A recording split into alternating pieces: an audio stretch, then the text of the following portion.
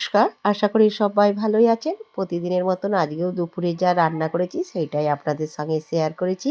এখানে থালার মধ্যে ভাত দিলাম আর দিলাম মোরলা মাছ ভাজা বা চুনো মাছ ভাজা।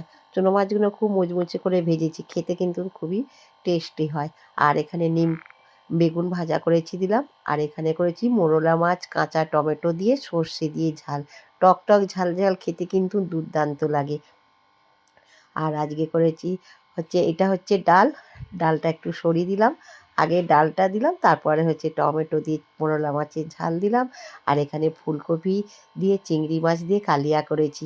ভালো লাগলে চ্যানেলটিকে সাবস্ক্রাইব করবেন, লাইক করবেন, শেয়ার করবেন আর কমেন্ট করে জানাবেন আজকে দুপুরে রান্না কেমন হয়েছে।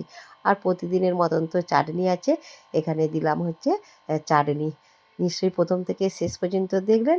আবার কোনো একটা নতুন রেসিপি নিয়ে আপনাদের সঙ্গে দেখা হবে। ততক্ষণে সুস্থ থাকবেন, ভালো থাকবেন, পাশে থাকবেন। নমস্কার।